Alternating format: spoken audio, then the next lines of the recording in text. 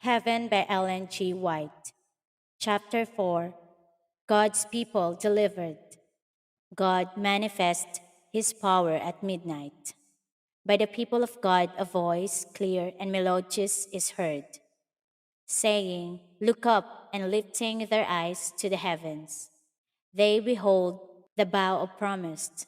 The black, angry clouds that covered the firmament are parted, and like Stephen, they look up steadfastly into heaven and see the glory of God and the Son of Man seated upon his throne. In his divine form, they discern the marks of his humiliation, and from his lips they hear the request presented before his Father and the holy angels. I will that they also, whom thou hast given me, be with me where I am. John chapter 17, verse 24. Again, a voice, musical and triumphant, is heard saying, they come, holy, harmless, and undefiled. They have kept the word of my patience. They shall walk among the angels, and the pale, quivering lips of those who have held fast their faith utter a shout of victory. It is at midnight that God manifests his power for the deliverance of his people. The sun appears shining in its strength. Signs and wonders follow in quick succession.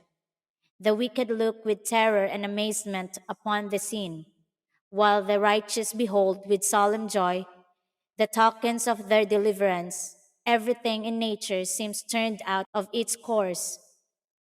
The streams cease to flow. Dark, heavy clouds come up and clash against each other.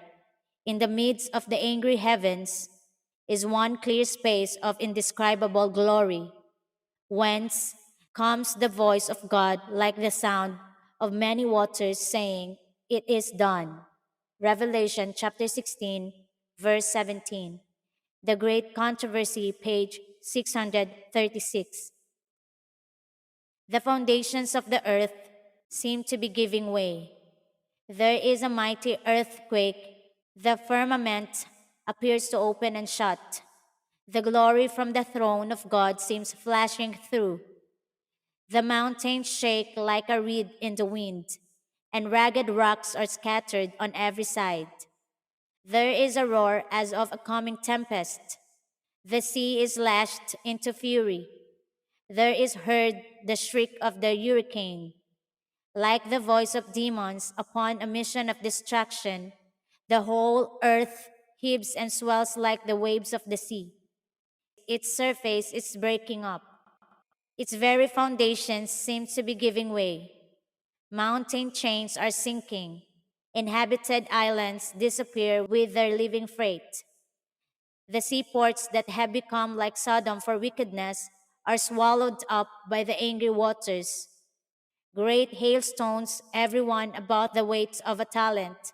Revelation chapter 16, verse 21, are doing their work of destruction. The proudest cities of the earth are laid low.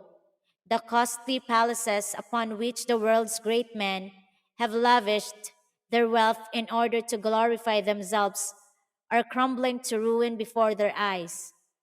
The Spirit of Prophecy, Volume 4, pages 453 and 454.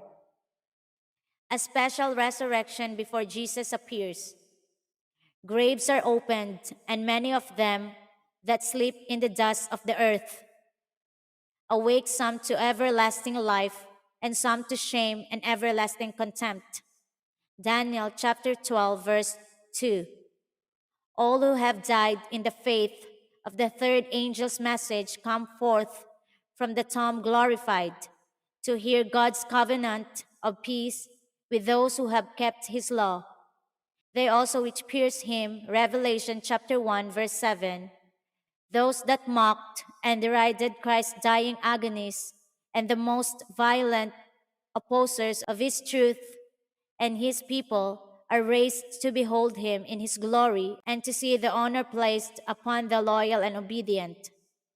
Thick clouds still cover the sky, yet the sun now and then breaks through, appearing like the avenging eye of Jehovah. Fierce lightnings leap from the heavens, enveloping the earth in a sheet of flame. Above the terrific roar of thunder, voices, mysterious and awful, declare the doom of the wicked. The words spoken are not comprehended by all, but they are distinctly understood by the false teachers, those who a little before were so reckless, so boastful and defiant, so exultant in their cruelty to God's commandment, keeping people are now overwhelmed with consternation and shuddering in fear. Their walls are heard above the sound of the element. Demons acknowledge the deity of Christ and tremble before his power, while men are supplicating for mercy and groveling in abject terror. The Great Controversy, pages 637 and 638. The Ten Commandments revealed to all in the sky. Through a rift in the clouds, there beams a star whose brilliancy is increased fourfold in contrast with the darkness. It speaks hope and joy to the faithful, but severity and wrath to the transgressors of God's law. Those who have sacrificed all for Christ are now secure, hidden as in the secret of the Lord's pavilion. They have been tested, and before the world and the despisers of truth, they have evinced their fidelity to him who died for them.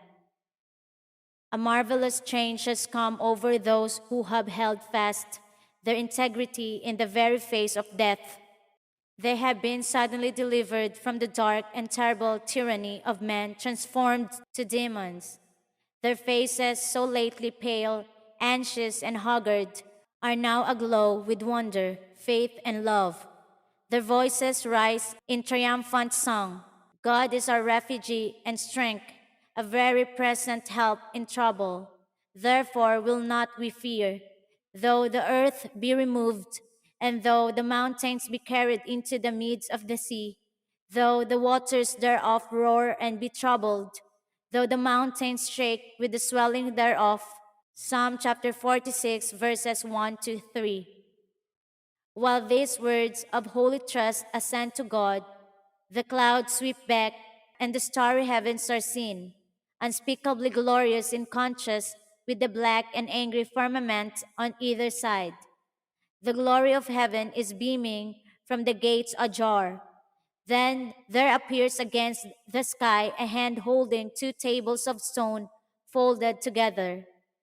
The hand opens the tables, and there are revealed the precepts of the Decalogue, traced as with a pen of fire. The words are so plain that all can read them. Memory is aroused, the darkness of superstition and heresy is swept from every mind, and God's 10 words, brief, comprehensive, and authoritative, are presented to the view of all the inhabitants of earth. Wonderful code, wonderful occasion. The Spirit of Prophecy, Volume 4, pages 456 and 457. God tells his people the day and hour of Jesus' coming. The voice of God is heard from heaven, declaring the day and hour of Jesus' coming and delivering the everlasting covenant to his people.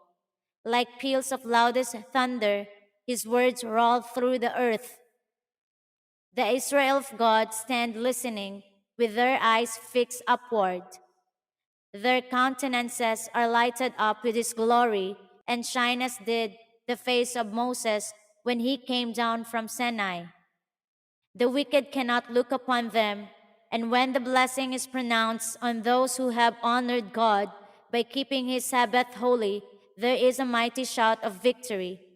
The Great Controversy, page 640.